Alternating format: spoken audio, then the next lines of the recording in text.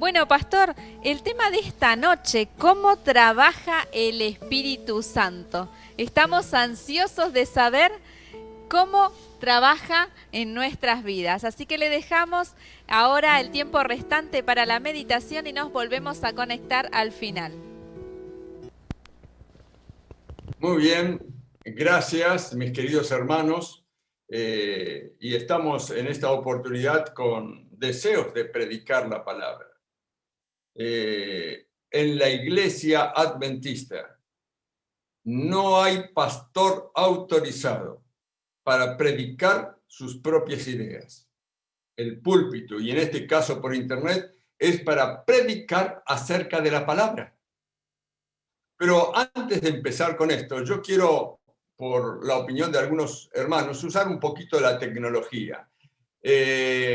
Ustedes vieron que tenemos un hermoso living o cocina, parece ser lo que tenemos atrás, y ahora nos vamos a ir rápidamente a predicar desde el salón oval de la Casa Blanca. ¿Qué les parece esto?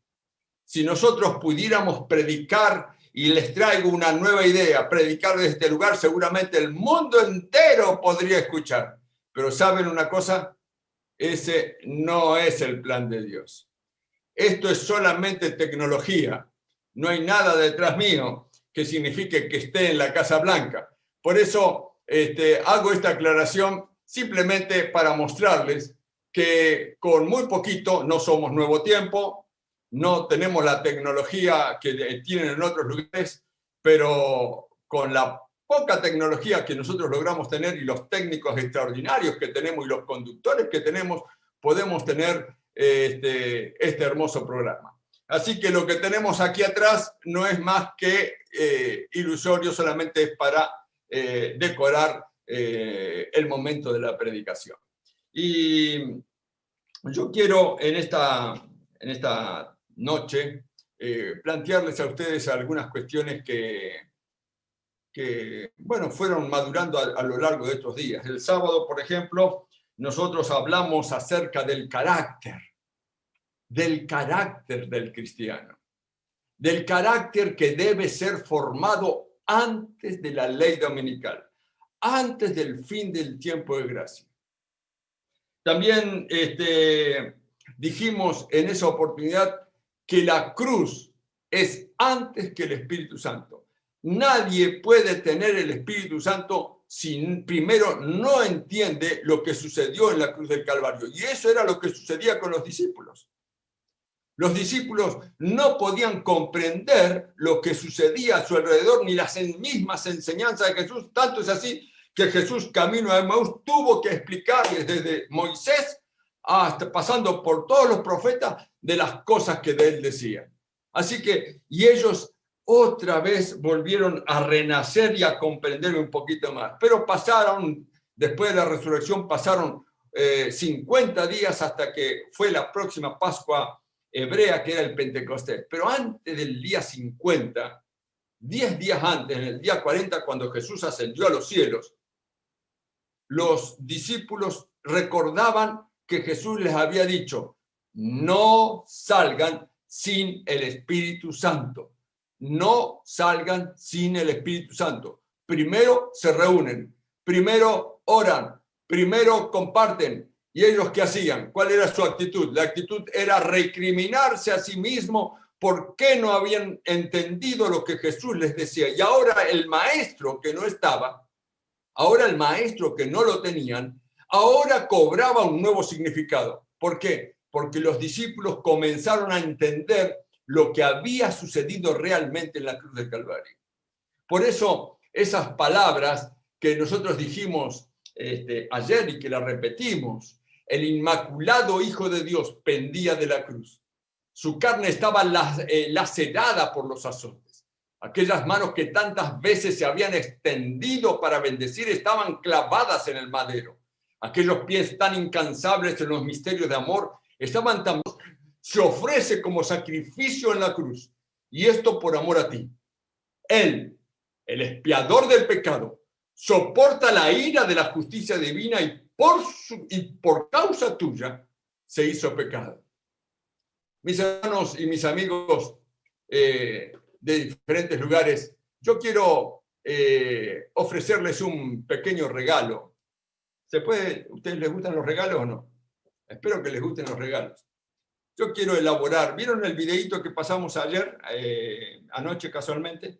Bueno, yo quiero elaborarlo un poquito mejor para ustedes, porque me gustaría que mis hermanos pudieran tratar de aprender estas cosas de memoria. ¿Se recuerdan ustedes que ayer estuvimos repitiendo este texto que nos habla del verdadero significado de que Jesús muere cuando yo tendría que haber muerto? Y Él se hace culpable por nosotros. Y eso es algo que nosotros tenemos que repetir, porque el único culpable de la muerte de Cristo soy yo, eres tú.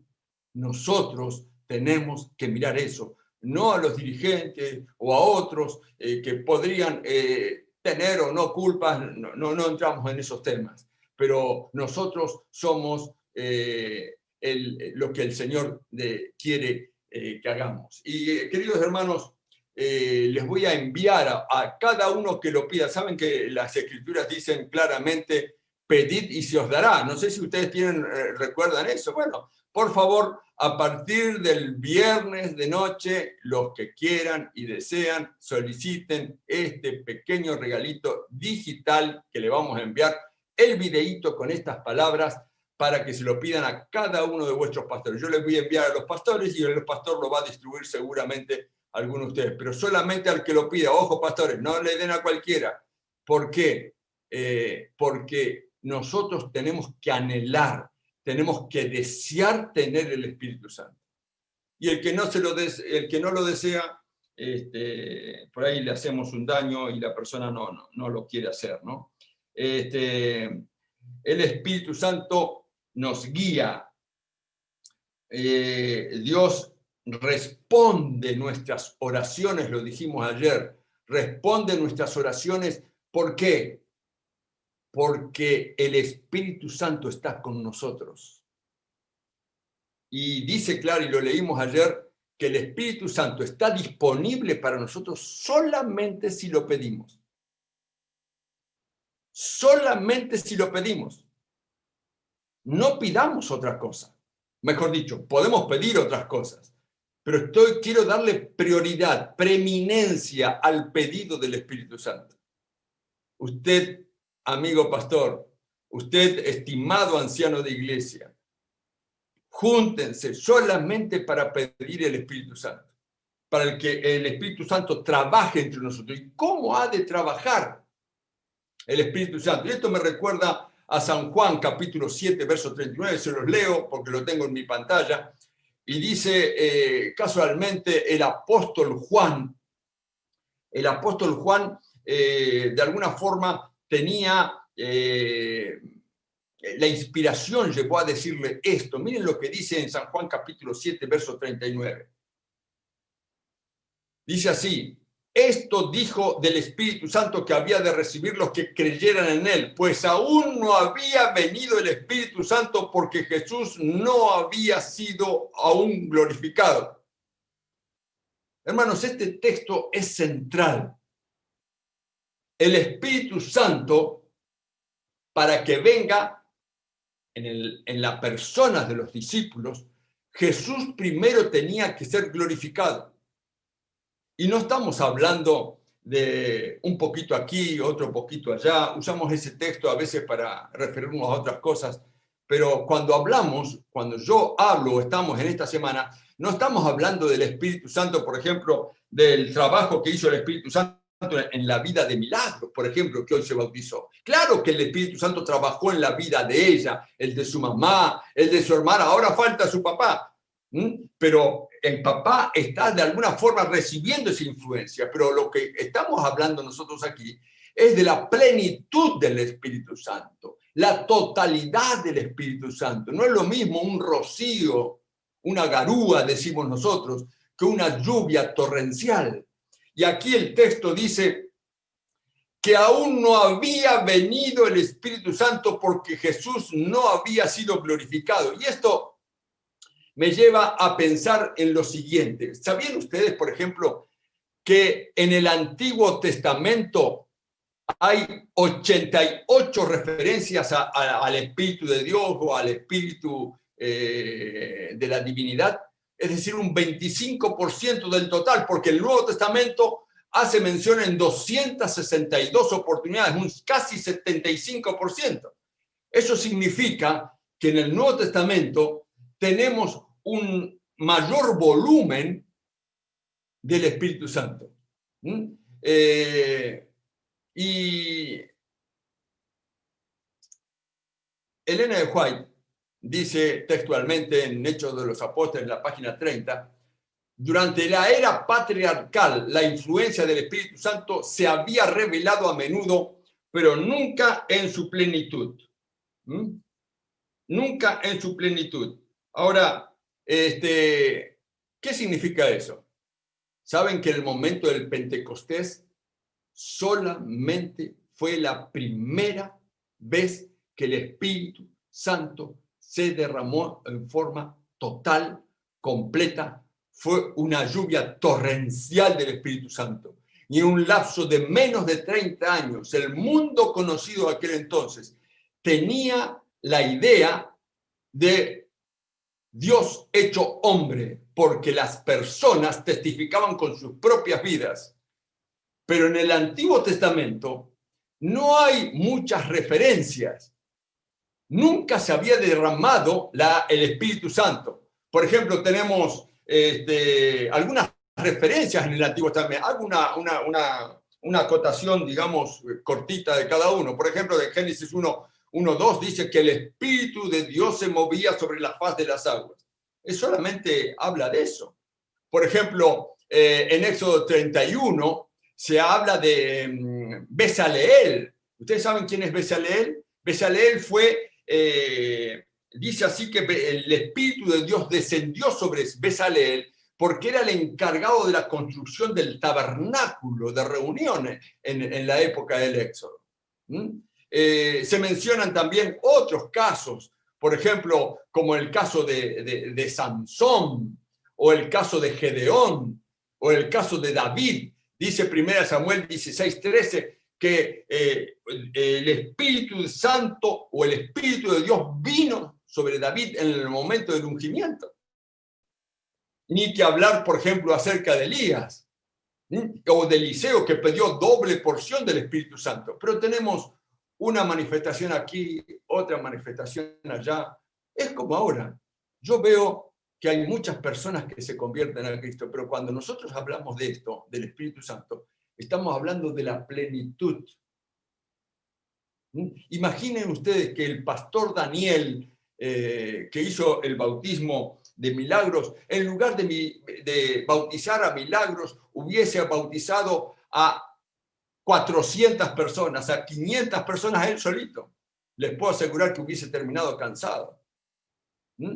Y así cada uno de los pastores de Rosario. ¿Cuándo será el momento en que las multitudes, guiadas por la lluvia tardía, llegaremos a ese momento? Pero ¿saben una cosa? Cuando en el Antiguo Testamento hay algunos avisos, cuando Dios habla, cuando Dios dice cosas, no dice las cosas en una sola oportunidad. Ustedes van a encontrar que la dice una. Eso es un principio de liderazgo que yo de alguna forma fui enseñando hace algunos años atrás en esta misma asociación. Y algunos líderes no alcanzan con decir las cosas una sola vez. Usted tiene que repetirla una y otra vez. Y el Señor, el líder de los líderes, el maestro de los maestros, el Señor de señores, el creador del universo, el que está sentado allá en el trono, en algún lugar del universo, Él fue adiestrando, inspirando a los profetas o a los escribientes de las Escrituras para que fueran advirtiendo acerca del Espíritu Santo. Miren, unos más o menos 1100 años antes de que llegara Cristo, incluso el Espíritu Santo, como estamos hablando, en Proverbios, capítulo 1, algunos versos, yo se los leo a ustedes. Volveos, fíjense lo que dice Salomón acerca de esto. Volveos a mi reprensión, dice Dios, pues ciertamente yo derramaré mi espíritu sobre vosotros y os haré saber mis palabras. Ya lo decía Salomón, como 1100 años antes. Entonces me llamarán, pero no responderé. Me buscarán de mañana, pero no me hallarán. Pero el que me escuche vivirá confiadamente, estará tranquilo sin temor del mal. ¿Y de qué está hablando? Del Espíritu de Dios. 1100 años antes, ¿cómo puede ser que el Espíritu de alguna forma estaba siendo advertido?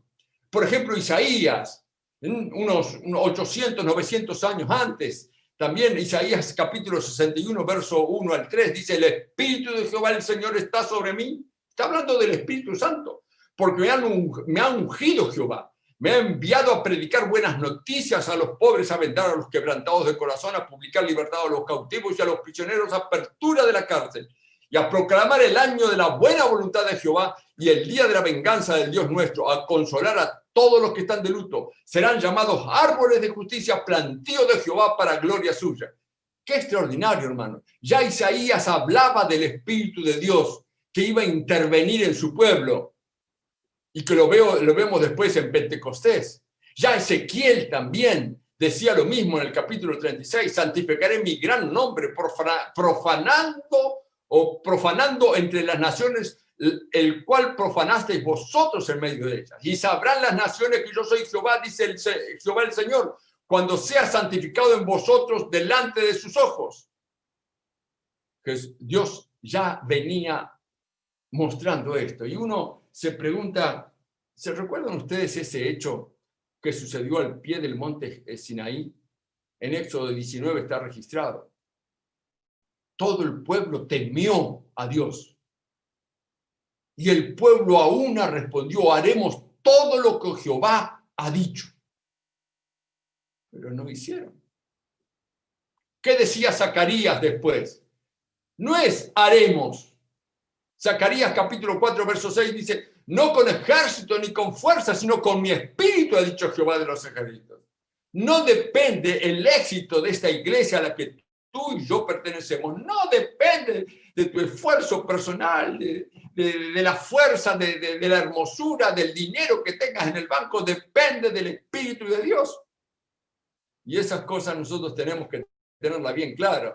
Pero algunos lo olvidaron. El mismo Joel, ¿recuerdan ustedes a Joel? Joel tiene palabras bellísimas que hablan acerca y que advierten al pueblo de Israel acerca de la venida del Espíritu Santo. Ya él se extiende más allá de la primera lluvia, del primer descenso del Espíritu Santo. Ya se refiere casi al segundo descenso. Fíjense, Joel capítulo 2, versos 28 al 30, 32 y 23 también. Entre la entrada y el altar lloren los sacerdotes ministros de Jehová y digan, perdona Jehová a tu pueblo.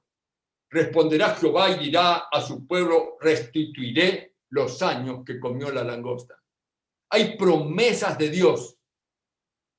Y el mensaje hoy podríamos decir, no sacerdotes, podríamos lloren los pastores, nuestros ministros, lloren frente al Señor y pidan al Señor, perdona a este pueblo, que seamos los pastores de cualquier iglesia los que intercedan por este pueblo. Y el mismo Joel en el capítulo 2 dice, después de esto derramaré mi espíritu sobre todo ser humano y profetizarán vuestros hijos y vuestras hijas y vuestros ancianos soñarán sueños y vuestros jóvenes verán visiones. También sobre los siervos y las siervas derramaré mi espíritu en aquellos días. Haré prodigios en el cielo y en la tierra. Fíjense en las promesas acerca del Espíritu Santo. Y todo está en el Antiguo Testamento. Y Joel 2 continúa diciendo, y todo aquel que invoque el nombre de Jehová será salvo, porque en el monte de Sión y en Jerusalén habrá salvación. Vosotros también, hijos de Sión, alegraos y gozaos en Jehová vuestro Dios, porque os ha dado la primera lluvia a su tiempo. Y hará descender sobre vosotros lluvia temprana y tardía como al principio. Miren, hermanos, estamos hablando del primer descenso del Espíritu Santo en su plenitud. Nunca antes había sucedido. Antes del Pentecostés no había, pero los profetas y los escribientes, los escribas de las escrituras del Antiguo Testamento estaban advirtiendo al pueblo acerca de esta situación. Y podemos seguir hablando. Y miren, y estos son los textos que yo quiero compartir con ustedes, que tienen que ver con el tema de hoy. ¿Cómo trabaja el Espíritu Santo? En Juan capítulo 12 y también en el capítulo 13, Jesús le respondió diciendo: ha llegado la hora para que el Hijo del Hombre sea glorificado. De cierto os digo, que si el grano de trigo que cae en la tierra no muere, queda solo, pero si muere, lleva mucho fruto. Y allá en el capítulo 13, dice en el verso 31 y 32, Padre, glorifica tu nombre.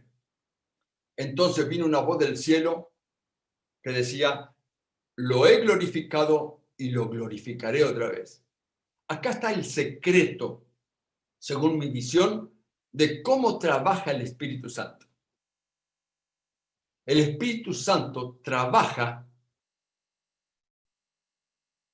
cuando la persona, en este caso en la persona de Jesús, es glorificado. Hay varios textos que podemos citar. Hay otro texto también en el capítulo 12, el verso 13,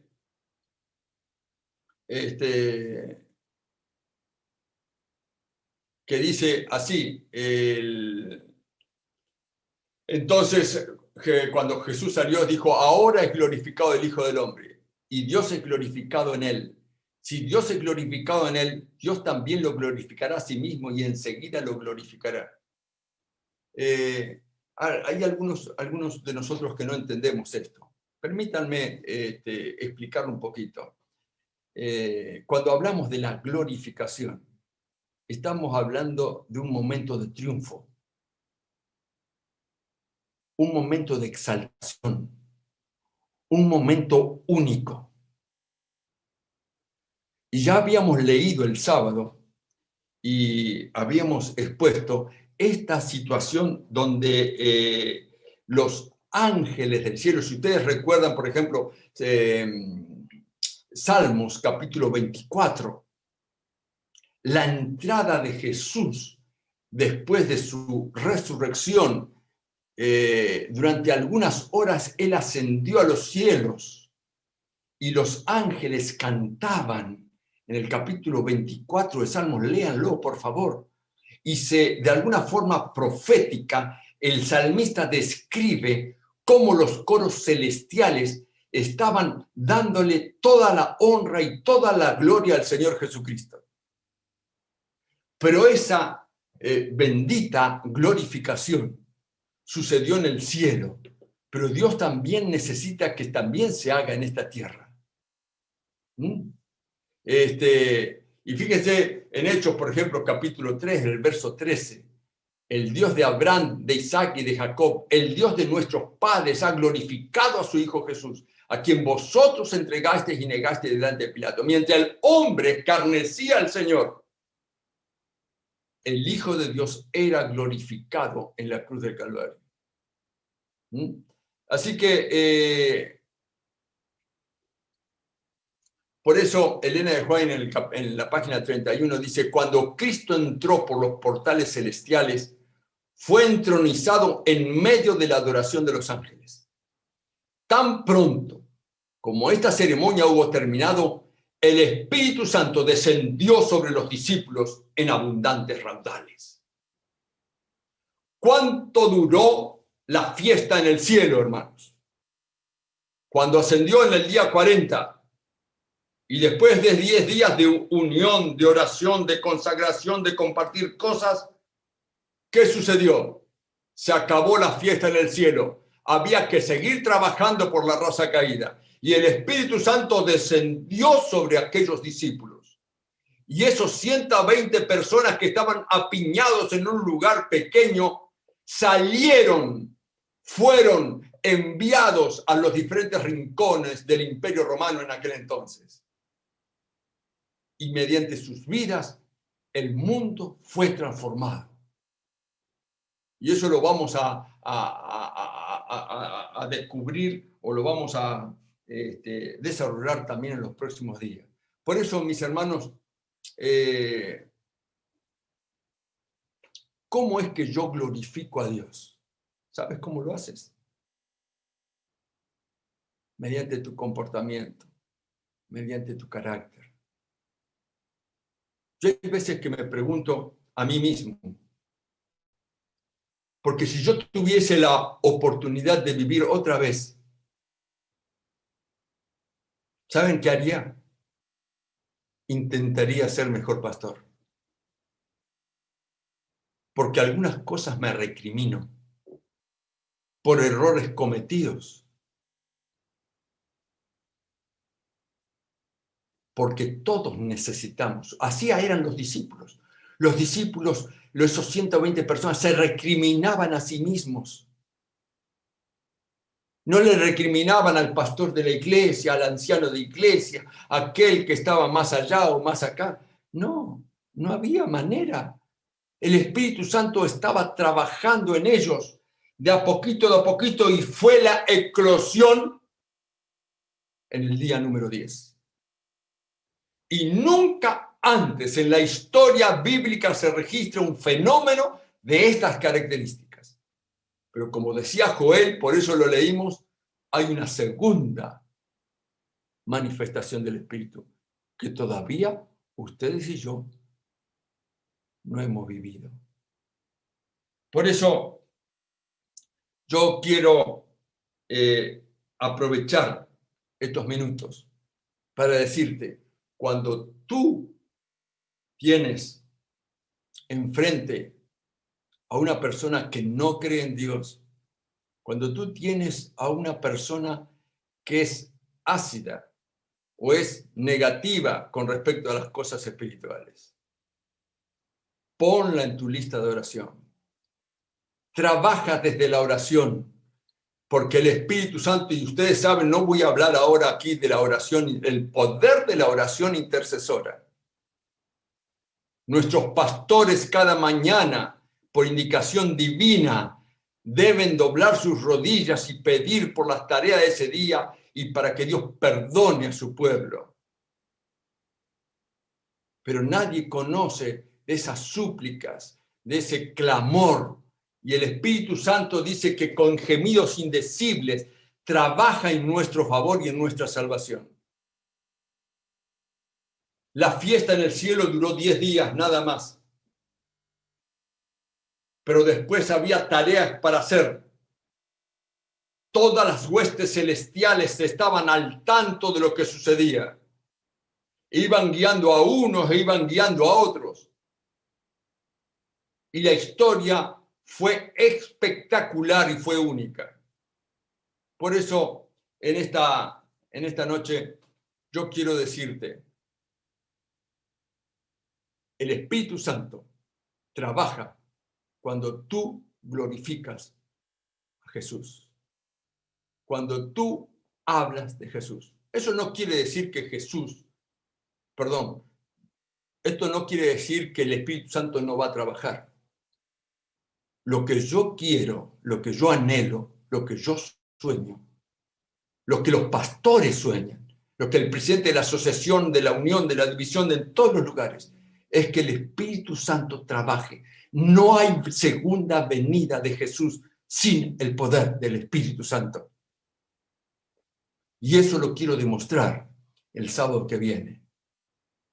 Y mañana vamos a avanzar un poquito más sobre esto. Pero, hermanos queridos, ¿has dejado que Dios sea realmente Dios en tu vida? ¿Acaso te importa más una novela, una serie de Netflix, un partido de fútbol, que el deseo anhelante de que el Espíritu Santo guíe a tu pueblo? Amigos, nosotros, los adventistas del séptimo día, necesitamos cambiar un chip. El Señor tiene que manifestarse en nuestra generación. El mensaje del pronto regreso de Cristo en mi generación. Y miren, ya mi abuela me decía, y se lo dije el otro día, que no iba a llegar a ser grande y ya estoy en una época cercana a la jubilación. Y el Señor no ha venido. ¿Por qué no ha venido? porque no todos estamos glorificando a Dios. El Espíritu Santo trabaja en ti, a través de ti. Los ángeles podrían hacer lo que tú no haces. Hay seres celestiales en las regiones celestes que están anhelante una simple orden de Dios. Y yo quiero enseñarte algo en esta noche, y es posible que algunos ya lo sepan. Y es lo siguiente. ¿Tú sabes cuál es el poder más grande que hay sobre el universo? ¿Tú sabes cuál es el poder más grande que hay en el universo? Y yo no quiero desilusionarte. El poder más grande que hay en el universo no es el poder de Dios. No es el poder del amor. Esos son otros conceptos que podemos analizar. Pero yo te voy a decir cuál es el poder más grande del universo. Es cuando se combina el poder de Dios más la voluntad humana. ¿Entiendes esto? Deja entonces que Dios sea Dios en tu vida, pero de verdad.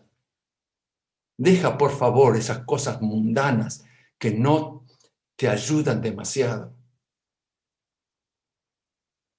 No nos ayudan. Nos hunden en lo secular. Y nosotros esperamos cosas nuevas, cosas que nadie vio. Fueron las que Dios fue a preparar para cada uno de nosotros. Por eso yo quiero invitar a una persona que va a hablar un poquito de esto en esta canción.